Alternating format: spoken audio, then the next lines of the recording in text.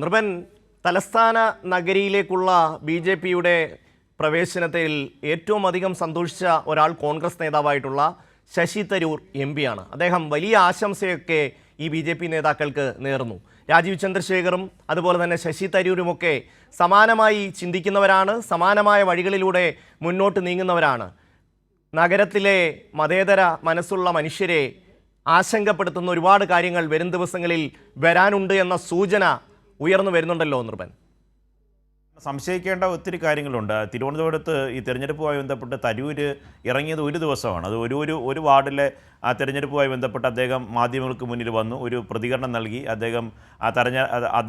അദ്ദേഹത്തിൻ്റെ വാർഡിൽ ഈ വോട്ട് ചോദിക്കാൻ ഇറങ്ങിയ വാർഡിലെ സ്ഥാനാർത്ഥിക്ക് ആശംസ അർപ്പിച്ച് പോയി. തലസ്ഥാനത്തെ കോൺഗ്രസിൻ്റെ എം.പിയാണ് തിരുവനന്തപുരത്ത് വലിയ തരത്തിൽ പോരാട്ടം നടത്തി ബി.ജെ.പിയെ പരാജയപ്പെടുത്തിയ തരൂര്, ലോകപൗരൻ വിശ്വപൗരൻ എന്നൊക്കെ പറയുന്ന തരൂര് ഈ തെരഞ്ഞെടുപ്പിൽ തലസ്ഥാനത്തില്ലായിരുന്നു. തലസ്ഥാനത്ത് യു.ഡി.എഫിൻ്റെ വിജയത്തിന് വേണ്ടി അദ്ദേഹം പ്രവർത്തിച്ചില്ല എന്ന് മാത്രമല്ല, അല്പം മുമ്പ് നേരത്തെ പറഞ്ഞതുപോലെ ഈ ആദ്യ വിജയത്തിൽ അദ്ദേഹം ആദ്യം ബി.ജെ.പിയാണ് അഭിനന്ദിച്ചത്.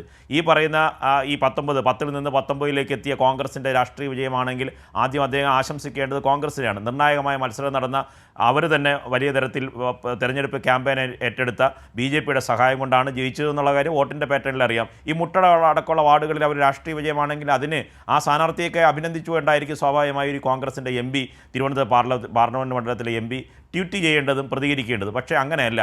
ആ തലസ്ഥാനത്ത് ബി.ജെ.പിയുടെ അധികാരത്തിൽ എന്തുകൊണ്ട് മനസ്സുകൊണ്ട് അദ്ദേഹം സന്തോഷപ്പെട്ടിരുന്നു, കൊതിച്ചിരുന്നു, ആഗ്രഹിച്ചിരുന്നു എന്നത് അദ്ദേഹം ഏത് ഭാഗത്താണ് കാല് വെച്ചിട്ടുള്ളതെന്നൊരു ഉറപ്പാണ്. ഇതൊക്കെ ഒരു വലിയ തരത്തിലുള്ള രാജീവ് ചന്ദ്രശേഖരൻ കേരള രാഷ്ട്രീയത്തിലേക്ക് വന്ന ശേഷം ദേശീയ രാഷ്ട്രീയത്തിൽ നിന്ന് ബി.ജെ.പി ഉന്നം വയ്ക്കുന്ന പലതരത്തിലുള്ള ഇടപാടുകളുണ്ട്.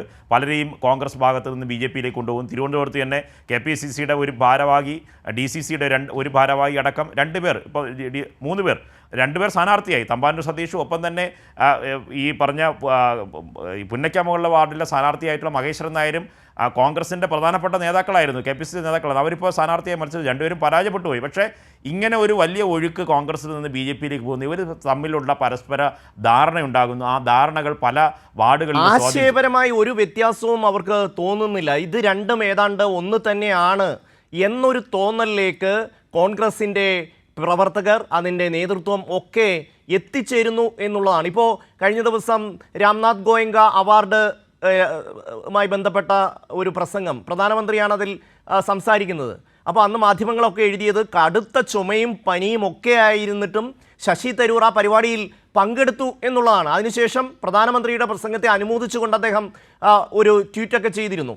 അപ്പോൾ പനിയും ചുമയും ഒക്കെ ഉള്ളപ്പോൾ പോലും പരിപാടികളിൽ പങ്കെടുക്കാൻ അദ്ദേഹത്തിന് കഴിയുന്നുണ്ട്. പക്ഷേ തിരുവനന്തപുരത്ത് തെരഞ്ഞെടുപ്പ് പ്രചരണത്തിന് ബി.ജെ.പിക്കെതിരായിട്ട് അദ്ദേഹത്തിന് ഒന്നും സംഭാവന ചെയ്യാനില്ല എന്ന് മാത്രവുമല്ല, അദ്ദേഹം ഈ പറയുന്നത് പോലെ ബി.ജെ.പിയെ അഭിനന്ദിക്കുകയും ചെയ്യുന്നുണ്ട്. അദ്ദേഹത്തിന് ആരാധകരുമുണ്ട് കോൺഗ്രസിനുള്ളിൽ. അതുപോലെ തന്നെ അതാണല്ലോ ഈ തെരഞ്ഞെടുപ്പിലെ കോൺഗ്രസിൻ്റെ വോട്ട് ചോർച്ച സൂചിപ്പിക്കുന്നത്. ഷമ്മി, അത് തിരുവനന്തപുരത്ത് വരാത്തത് മാത്രമല്ല, അദ്ദേഹം പാർലമെൻറ്റിൽ അദ്ദേഹത്തിൻ്റെ നേതാവായിട്ടുള്ള, അദ്ദേഹം ഇപ്പോൾ പ്രവർത്തിക്കുന്ന പാർട്ടിയുടെ നേതാവായ ദേശീയ നേതാവായിട്ടുള്ള രാഹുൽ ഗാന്ധി, പ്രതിപക്ഷ നേതാവിൻ്റെ നേതൃത്വത്തിൽ ബി.ജെ.പിക്ക് എതിരെ നടത്തുന്ന പാർലമെൻറ്റിലെ പോരാട്ടത്തിൽ അദ്ദേഹം പറഞ്ഞത് ബഹളം വയ്ക്കുന്നവരായി പ്രതിപക്ഷം മാറുന്നു എന്നാണ്. പാർലമെൻറ്റിന് തുടർച്ചയായി പ്രതിപക്ഷം പാർലമെൻറ്റ് സമ്മേളനത്തെ തടസ്സപ്പെടുത്തുന്നു. ഇതൊരു ശരിയായിട്ടുള്ള പോസിറ്റീവ് പൊളിറ്റിക്സ് അല്ല.